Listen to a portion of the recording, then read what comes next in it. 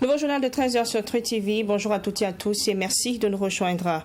Régime de transition, sauvegarder les libertés individuelles et collectives, c'est le thème retenu pour la 24e journée nationale de la liberté de la presse. La cérémonie officielle de commémoration a eu lieu ce matin sous la houlette du Centre national de presse Norbert Zongo. Image tout de suite, restez avec nous. Situation sécuritaire au Burkina Faso, à Boni dans les Hauts-Bassins, les enlèvements se multiplient depuis la destruction de la mairie en fin septembre par les groupes armés terroristes. Le quotidien des populations est fait de peur et d'inquiétude, témoignage dans un instant d'une autorité locale. Une conférence de presse sur l'affaire du lieutenant-colonel Emmanuel Zungrana. L'avocat de la défense a seulement eu le temps d'analyser le rejet de la demande de liberté provisoire de son client. En effet, toute la presse, en signe de solidarité, s'est retirée de la rencontre, l'avocat ayant refusé d'exposer le fond du dossier. 24e journée nationale de la liberté de la presse. La commémoration officielle de cette journée a eu lieu ce 20 octobre à Ouagadougou sous la houlette du Centre national de presse Norbert Zongo. Selon le comité d'organisation, la liberté d'expression est mise à rude épreuve au Burkina Faso après les récents coups d'État, d'où le thème régime de transition, sauvegarder les libertés individuelles et collectives. C'est une commémoration qui intervient au moment où le Burkina Faso a perdu 4 places au niveau mondial. Elle est désormais 41e sur 180 pays selon un classement de Reporters sans frontières. On écoute Guizou Massanogo, président du comité de pilotage du centre de presse Norbert Zongo au micro de Abdourahim Yeye. Pour ce qui est des 8 mois de ce qu'il est convenu d'appeler maintenant les MPSR 1, les défenseurs de la liberté de la presse ont vu rouge. De janvier à septembre 2022, le centre a publié une dizaine de déclarations d'interpellation sur des cas de violation de la liberté d'expression et de la presse. Entre intimidation, agression des journalistes et des défenseurs de la liberté d'expression et de la presse, blocage du Conseil supérieur de la communication, vous comprendrez pourquoi nous avons choisi comme thème de cette 24e édition régime de transition, sauvegarder les libertés individuelles et collectives. Il s'agit à travers ce thème d'apprécier la liberté de la presse telle qu'elle est vécue depuis l'avènement du MPSR en janvier 2022, de proposer des pistes pour défendre la liberté d'expression et de la presse dans ces contextes et d'interpeller l'ensemble des défenseurs de la liberté d'expression et de la presse à plus de vigilance. C'est le lieu pour moi de témoigner le soutien du centre à l'ensemble des victimes de violations de la liberté d'expression et de la presse depuis l'avènement du MPSR. En tout état de cause, il est illusoire de croire que la libre expression des opinions est antinomique avec la lutte contre le terrorisme. Les blackouts et la voie unique imposés par les gouvernants dans la lutte contre le terrorisme sont loin de constituer une réponse appropriée à l'obscurantisme et à la barbarie promue par les terroristes. La promotion et la protection des libertés ont bien leur place dans notre contexte. Depuis quelques semaines, le village de Boni, dans la province de Tui, région des Hauts-Bassins, est sous la domination des groupes armés. Impossible pour les populations de se déplacer librement. Joint au téléphone, une autorité locale a accepté de nous relater les difficultés que rencontrent les populations du fait de la présence des hommes armés. Sa voix a été modifiée pour garder l'anonymat. Le point avec Serge Kabouré. Commune rurale située dans la province du Tui, région des Hauts-Bassins, le village de Boni se meurt du fait de la situation sécuritaire délétère dans la zone. L'autorité administrative est inexistante depuis l'incendie de la mairie le 26 septembre dernier et les enlèvements sont légion à Boni selon le témoignage d'un habitant sous couvert de l'anonymat. Boni vraiment est délaissé, les autorités ne viennent pas nous voir. On a signalé ce qui s'est passé, la mairie a été brûlée. Après, on a enlevé un infirmier de chez nous. Ensuite, ils ont enlevé un élément de l'environnement qu'ils ont tué. Ensuite, ils ont saccagé l'antenne de dossier. Donc, de nos jours, vraiment, le village a peur. Dans la journée, ça va, mais la nuit, vraiment, les gens ne sont pas tranquilles. Voilà ce qui se passe. Les écoles sont fermées parce que les enseignants ont eu peur parce qu'ils ont enlevé un infirmier. Le CSPS était fermé mais ils viennent de l'ouvrir, mais ils ne travaillent pas la nuit. Pour la culture, ils ont pu cultiver, ça a bien donné, mais pour récolter, ils ont peur. Village situé à quelques encablures de Houndé, Koumbia et Fouzan, les habitants lancent un cri de cœur à l'endroit des autorités. Mon appel aux hommes de sécurité qui n'ont qu'à réagir, parce que la zone est vraiment très importante, comme vous venez de le dire. Boni, c'est un village très important, 15 km de Houndé, 15 km de Pâques. C'est la dernière commune même de la province du Sud, nous n'avons rien. Vraiment, je lance l'appel au gouvernement de réagir plus rapidement et que les gens puissent savoir que vraiment nous avons les autorités avec nous. Chez nous, les Baba, les autorités, c'est comme c'est notre Dieu. Quand ça ne va pas, on se réfère aux autorités compétentes.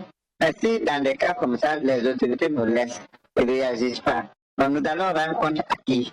Donc je lance l'appel qu'ils réagissent plus rapidement afin que les places puissent s'ouvrir, le CSPS, ainsi de suite, que les gens puissent être un peu plus tranquilles. Rappelons que la mairie de Boni, située à une quinzaine de kilomètres de Houndé dans la province du Tuy, avait été saccagée dans la nuit du 26 au 27 septembre dernier. Les autorités compétentes sont ici interpellées pour un retour de la quiétude dans ce village.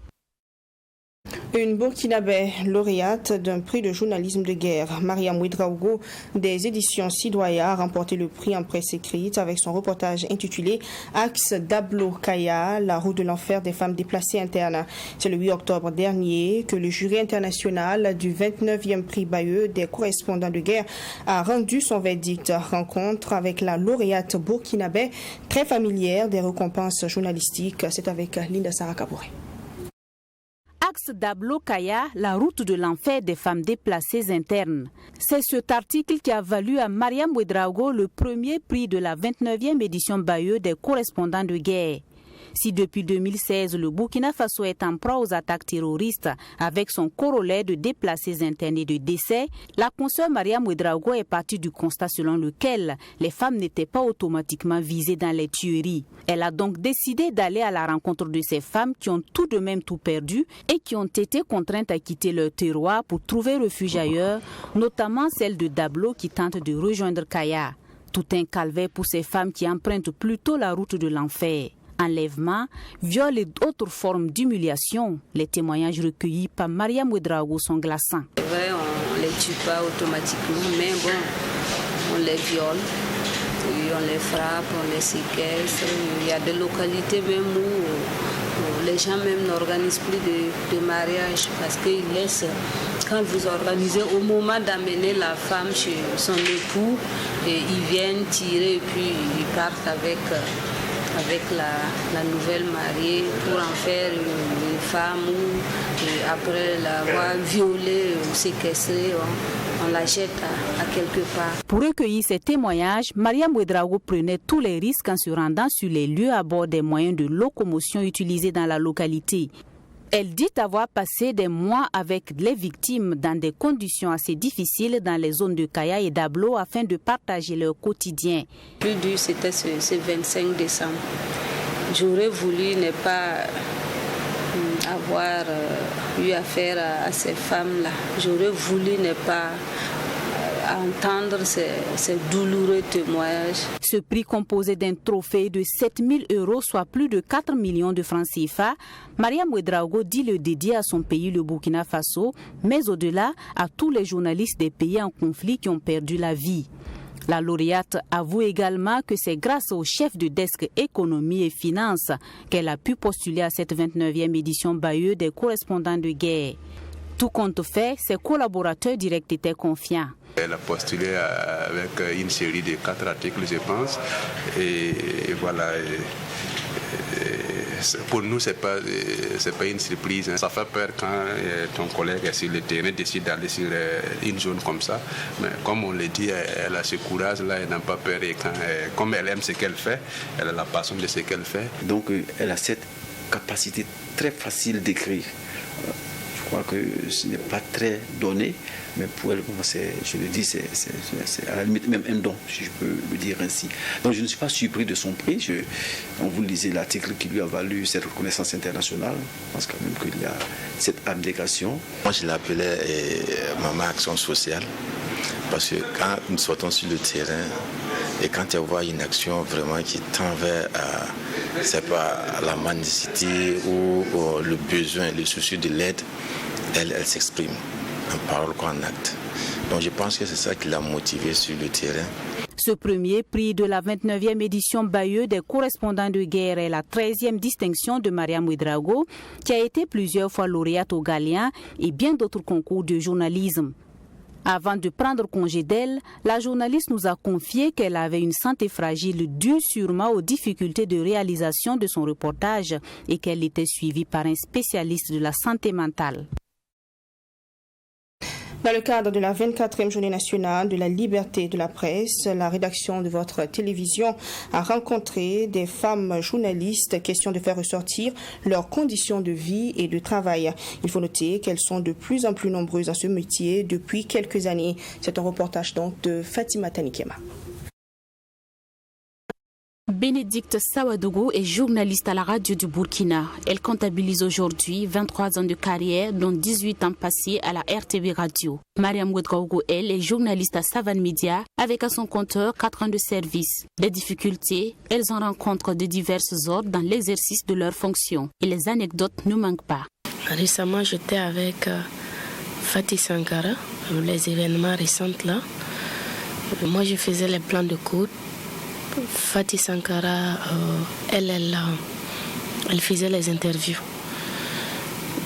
Elle a fini les morets, elle a demandé à s'exprimer si quelqu'un pouvait s'exprimer en français. Et c'est parti en vrai. Parce que d'aucuns ont commencé à insulter. Je me rappelle encore une fois, quand j'étais chef de programme de Canal Arc-en-Ciel, j'ai eu une petite discussion avec un de mes collaborateurs qui a estimé lui, il a un homme et il a plusieurs femmes, donc il n'admet pas qu'une femme lui donne des ordres à la radio. Que les femmes comme toi, là, j'en ai au moins 3. Ça m'a fait rire. Ce n'est pas toujours aisé. Les médias sont des services à feu continu. Difficile par moments de concilier la vie professionnelle et certaines exigences sociales ou familiales. Il faut savoir faire des choix que tu vas assumer. Ou tu décides d'avoir une vie sociale épanouie, et là tu travailles pas très bien, parce que ta vie sociale va impacter forcément sur ton travail, ou tu décides d'avoir un travail épanoui, un travail enrichissant, et dans ce cas, ta vie sociale n'est pas épanouie.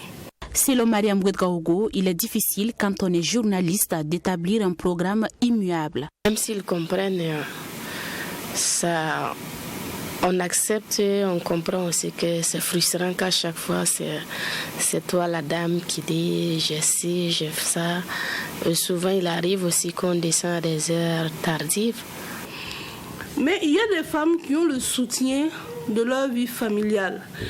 Parce que le conjoint peut les soutenir et comprendre les horaires de travail, peut comprendre les missions et tout. Malheureusement, il y a aussi des femmes qui traversent des situations difficiles où le conjoint ne comprend pas, où la gestion des enfants est difficile, où la gestion des activités sociales est difficile. Si l'exercice du métier exige pour ces femmes plus de sacrifices, l'on constate que le journalisme est un corps de métier qui est de plus en plus féminisé au Burkina Faso. Cependant, elles sont rares les femmes journalistes qui occupent des postes de responsabilité au sein des médias. Pour Bénédicte Sawadougou, il arrivera le temps où les médias n'auront d'autre choix que de faire confiance à ces femmes qui abattent un excellent boulot. Dans la suite de ce 13h, crise sécuritaire au Burkina Faso, le nombre de personnes déplacées internes connaît encore une augmentation selon le document publié par le secrétariat permanent du Conseil national de secours d'urgence et de réhabilitation CONASUR. Le Burkina Faso compte désormais 1 719 332 personnes déplacées internes à la date du 30 septembre 2022, soit une hausse de 11,59% par rapport à la publication actualisée du 30 avril 2022. Conséquence, les villes d'accueil des personnes déplacées internes sont débordées. Le récit de Cheikh Oumar Ouedraogo. Dans un contexte de crise sécuritaire au Burkina Faso, les villes d'accueil de personnes déplacées internes s'écroulent sous le poids du taux d'accroissement de la population. Le point a été fait par le Conseil national des secours d'urgence et de réhabilitation CONASUR. Selon le bilan de l'enregistrement des PDI du Burkina Faso, le CONASUR a noté à la date du 30 septembre 2022 une augmentation d'environ 11,59% par rapport à la publication actualisée du 30 avril 2022. Le nombre de PDI est donc passé de 1 520 012 à 1 719 332 en espace de 5 mois. Le CONASUR décompte ainsi 894 053 enfants, soit 52% du nombre de PDI total. Les 205 942 ménages déplacés en provenance principalement de la province du Soum, du Sanmatenga, du Gourma, du Lorum et du Seno sont répartis entre 288 communes d'accueil dans les 13 régions du pays. Eu égard à la situation au 30 septembre 2022, le CONASUR estime que cette urbanisation rapide joue négativement sur les villes d'accueil qui n'étaient pas prêtes à faire face à une telle situation. De cette manière, la région du Sahel, du centre-nord, du nord et de l'est ont accueilli plus de la moitié des individus déplacés, à savoir 80,9%. In fine, d'après le même bilan, cette nouvelle situation prend en compte les données des régions couvertes par l'enregistrement électronique et celles des régions non couvertes. Hier, 19 octobre 2022, la défense et les sympathisants du lieutenant-colonel Emmanuel Zungrana ont tenu une conférence de presse pour demander une solidarité agissante pour le lieutenant-colonel détenu depuis maintenant 10 mois. Cette rencontre fait suite au rejet de la dernière demande de liberté provisoire formulée par la défense. Et c'est une conférence de presse qui aura duré une dizaine de minutes en raison d'un incident entre les conférenciers et les journalistes. Alexis Wenkoni, Belemnaba. C'est en moins de 10 minutes chrono que s'est tenue la conférence de presse sur l'affaire du lieutenant-colonel Emmanuel Zungrana. Visiblement irrité par une question, Maître Paul Kéré, l'un des avocats de la défense, botte en touche et la juge inutile. Comme un seul homme, les hommes de médias jugent à leur tour la réponse inopportune et se retirent de la salle. Je suis à votre disposition pour toute question que vous aurez posée, sauf le fond du dossier que je ne vais pas évoquer avec vous. Pour revenir à l'ordre du jour initial, Maître Paul Kéré explique les raisons du refus de la liberté provisoire du lieutenant-colonel Emmanuel Zungrana. Libéré provisoirement le 2 février dernier, il avait été reconduit en prison le même jour pour des faits de blanchiment de capitaux et d'enrichissement illicite par la justice. La liberté provisoire a été refusée au lieutenant-colonel Zungrana parce qu'il y avait des vuvuzela dehors. Parce qu'il y avait des vuvuzela, parce qu'il y avait des gens qui manifestaient dehors. Mais si ces manifestations dehors peuvent influencer le juge qui est à l'intérieur de la maison du tribunal militaire, c'est que ce juge n'est pas indépendant. Il ne faut pas que les manifestations dehors aient une influence sur la décision judiciaire. Vous pensez qu'après 10 mois, un juge d'instruction raisonnable ne peut pas rassembler les preuves? La cassation de l'arrêt de la chambre d'instruction est prévue le 27 octobre prochain. Si rien n'est fait, la défense prévoit attaquer la Cour de justice à Abuja. Lorsqu'une juridiction de fond ne répond pas à des prétentions, c'est un moyen de cassation. Et nous attendons impatiemment cette décision de la Cour de cassation qui nécessairement va casser la décision de la chambre de contrôle du tribunal militaire parce qu'il n'a pas répondu à 3 de nos moyens. Cet arrêt peut être attaqué devant la cour de justice à Abuja. C'est possible. Mais est-ce que nous allons aller à Abuja pour attendre 2 ans? Parce que le blanchiment de capitaux, le délai de la liberté provisoire, c'est 3 ans. Nous allons attendre tranquillement. Si la cour de cassation ne casse pas l'arrêt de la chambre de contrôle du tribunal militaire, nous allons repartir devant le tribunal militaire. La solidarité morale agissante à l'endroit du lieutenant-colonel Emmanuel Zungrana, c'est l'invite des sympathisants à l'ensemble des Burkinabés.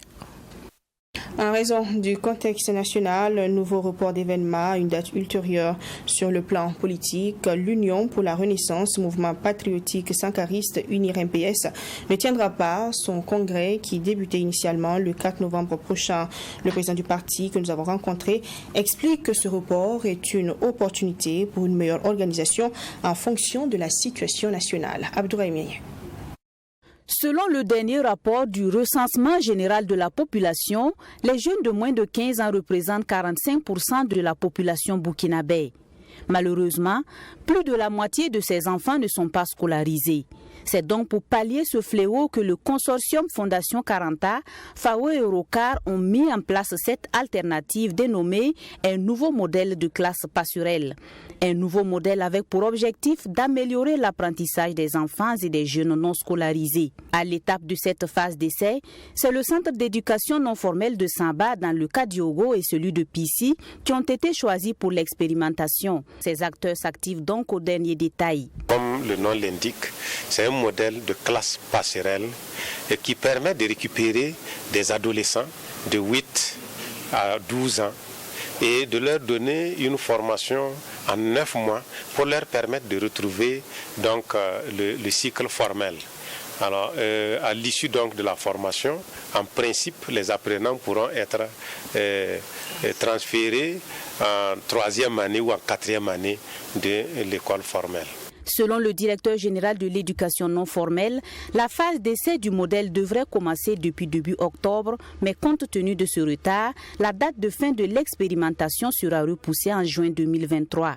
Parmi les chercheurs qui ont conduit le projet à terme, figure Bernadette Sanoudao qui est convaincue que l'initiative permettra à terme de relever les défis liés à l'éducation au Burkina Faso. En réalité, nous devions voir un peu ce qui se fait dans les autres pays avec évidemment le concours de toutes les équipes nationales mises en place, voir ce qui se fait en matière d'éducation non formelle avec la possibilité de la passerelle à l'école primaire.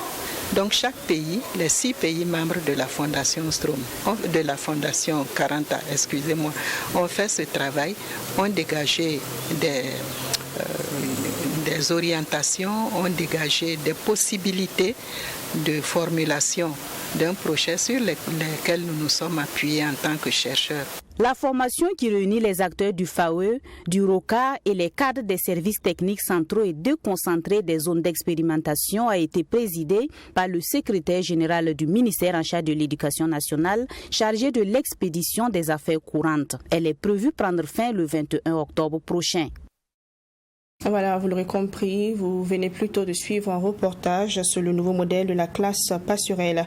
Il sera bientôt opérationnel au Burkina Faso. C'est un projet pour améliorer l'apprentissage des enfants et des jeunes non scolarisés âgés de 8 à 15 ans. Et ce projet est du consortium Caranta, FAO et Rocard en partenariat avec le ministère en charge de l'alphabétisation. Le projet est à la phase d'expérimentation et à ce titre, les acteurs sont réunis pour s'outiller du 19 au 21 octobre prochain. Et c'était un reportage de Linda Sarakaboré. On revient maintenant sur ce nouveau report d'événements à une date ultérieure sur le plan politique. L'Union pour la Renaissance, mouvement patriotique sankariste UNIR MPS, ne tiendra pas son congrès qui débutait initialement le 4 novembre prochain. Le président du parti que nous avons rencontré explique que ce report est une opportunité pour une meilleure organisation en fonction de la situation nationale. Initialement prévu se tenir du 4 au 6 novembre 2022, le congrès de l'Union pour la Renaissance Mouvement Patriotique Sankariste UNIR MPS est reporté à une date ultérieure. Selon Maître Benoué Stanislas Sankara, président du parti, ce report s'explique par la situation actuelle du pays. Même si le report pourrait être dû au communiqué du MPSR le 30 septembre, suspendant toute activité politique, le président de l'UNIR MPS rassure que cela n'affecte nullement le bon fonctionnement du parti. Le parti fonctionnait déjà avec ses organes, notamment le directoire national, et vous avez le secrétaire exécutif national du parti. Le congrès, c'est l'instance suprême du parti qui a notamment pour mission d'avoir la plénitude de toutes les questions, y compris celle de renouveler par exemple l'organe dirigeant. Donc ce n'est qu'un report à une date ultérieure pour mieux nous organiser en fonction donc du contexte national.